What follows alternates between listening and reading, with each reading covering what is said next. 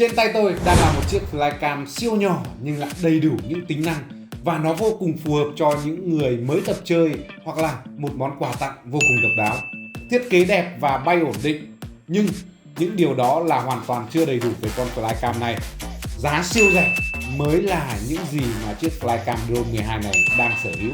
Mặc dù sở hữu một mức giá rẻ như vậy nhưng con Drone 12 này vẫn có đầy đủ các tính năng dành cho những người mới chơi, chẳng hạn như camera Wi-Fi 2.4G. Ngoài ra, cái khoảng cách điều khiển và khả năng điều khiển của nó cũng ở mức vô cùng tốt. Và chúng ta cùng nhau xem con Drone 12 này có những tính năng như thế nào mà nó lại vô cùng phù hợp với những người mới chơi nhá. Tôi chỉ xin anh em vài giây thôi để vô cùng cảm ơn tất cả những anh em đã ủng hộ kênh Flycam Việt và kênh bây giờ đã vượt qua mốc 30.000 subscribe rồi nhá. Tại sao lại nói con Flycam này là siêu rẻ mặc dù trên thị trường cũng có khá nhiều những dòng sản phẩm có cùng mức giá với nó. Nhưng ở đây là chúng ta so sánh cái mức giá với khả năng bay của nó.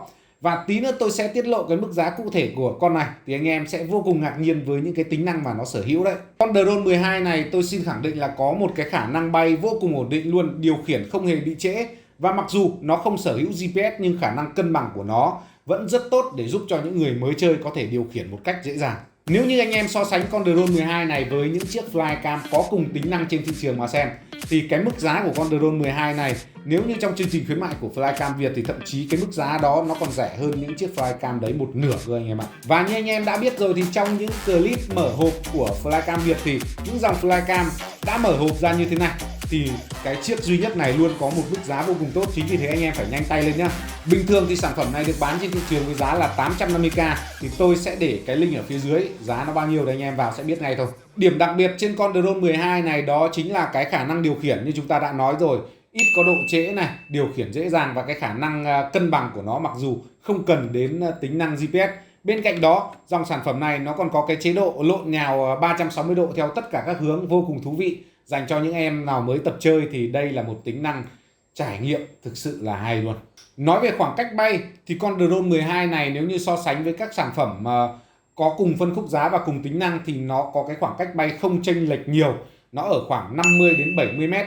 Thì tất nhiên với cái công nghệ truyền sóng ở phân khúc giá này thì đây là một cái quy chuẩn rồi. Thực sự là khó có thể vượt qua được cái quy chuẩn của cái khoảng cách truyền sóng đó. Nhưng với khoảng cách truyền sóng đó trên cái con flycam này thì những anh em nào mới tập chơi thì nó vẫn là một cái trải nghiệm vô cùng thú vị để chúng ta có thể luyện bay trước khi nâng cấp lên những dòng cao cấp hơn. Thời gian bay của con Drone 12 này thì nó rơi vào khoảng 8 đến 12 phút cho mỗi viên pin và cái thời gian sạc của mỗi viên pin đó là đâu đó khoảng 30 phút đến 1 tiếng. Thì với combo khoảng 2 đến 3 pin thì chắc chắn là nó sẽ phục vụ được đầy đủ những cái trải nghiệm mà chúng ta mong muốn trên một chiếc flycam. Còn nếu như so sánh với những chiếc flycam khác cùng phân khúc và cùng công nghệ thì đây cũng là một khoảng thời gian chuẩn thôi, cũng không có gì quá khác biệt. Đối với những dòng flycam ở phân khúc này thì thời gian bay 8 đến 12 là thời gian bay chuẩn trên mỗi viên pin rồi. Và như là cái khoảng cách sóng của nó thì đây cũng là một điều vô cùng khó nâng cấp.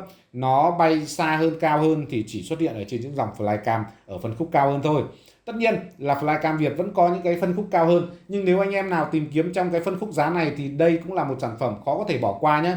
Còn nếu anh em nào lười xem video thì cũng có hotline của Flycam Việt rồi, hãy gọi trực tiếp đến thì anh em chúng ta trao đổi trực tiếp một cách nhanh chóng nhất. Như đã nói thì nó vẫn có camera truyền trực tiếp hình ảnh về điện thoại một cách bình thường. Nhưng mà những anh em chơi Flycam thì đương nhiên là quan tâm đến cái chất lượng của cái camera rồi. Thì trên phân khúc giá này thì camera của nó nếu như đánh giá cùng với những con khác cùng phân khúc thì nó ở mức ổn nhé. Mặc dù là nó vẫn hơi rung lắc một tí, nó sẽ không được giống như những con flycam tầm trung hoặc cao cấp đâu. Nhưng hình ảnh truyền về của nó để mà chụp ảnh thì vẫn khá là ok. Còn quay video thì nó sẽ hơi lắc một tí.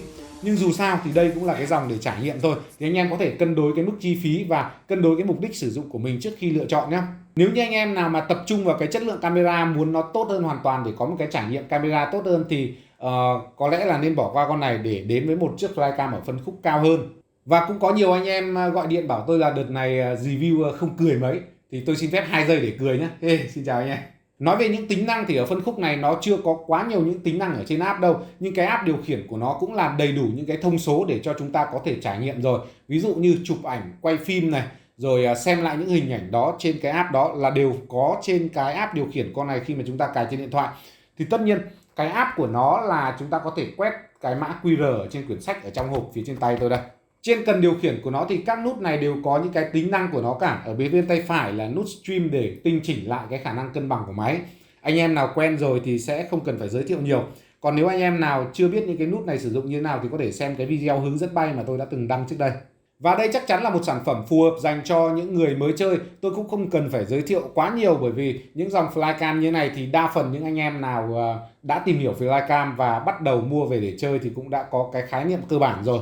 Nó không quá nhiều tính năng, tập trung vào khả năng bay lượn này, điều khiển ít độ trễ để giúp cho người chơi có thể có được cái trải nghiệm với chiếc flycam, làm quen nó trước khi nâng cấp lên những dòng flycam cao cấp hơn. Bởi vì ngay cả trên những dòng flycam cao cấp, nếu như các bạn chưa biết cách chơi hoặc chưa biết cách điều khiển thì cái rủi ro có thể xảy ra là rất cao. Và với những dòng cao cấp thì khi mà khắc phục những cái rủi ro đó, thậm chí cái mức giá khắc phục của nó còn gấp 5, gấp 7 lần cái dòng flycam này, thậm chí có những lúc còn lên đến gấp 10 lần cơ. Nên anh em nào mà chuẩn bị tìm hiểu về flycam và muốn dùng flycam để thực hiện những cái công việc của mình thì tôi khuyên hãy tập luyện qua với những dòng giá rẻ trước. Khi nào chúng ta quen tay rồi thì cái flycam này mức giá cực kỳ rẻ, có thể để lại cho những bạn nhỏ chơi, hoặc là chúng ta có thể để nó như là một cái kỷ niệm lâu lâu bay ra chơi cho nó vui. Còn khi quen tay rồi mà lên những dòng flycam cao cấp, khi đã điều khiển qua con này, chúng ta đã quen tay rồi thì điều khiển vào những dòng cao cấp sẽ hạn chế được rủi ro nhất có thể, và cái trải nghiệm bay sẽ là tốt nhất đấy.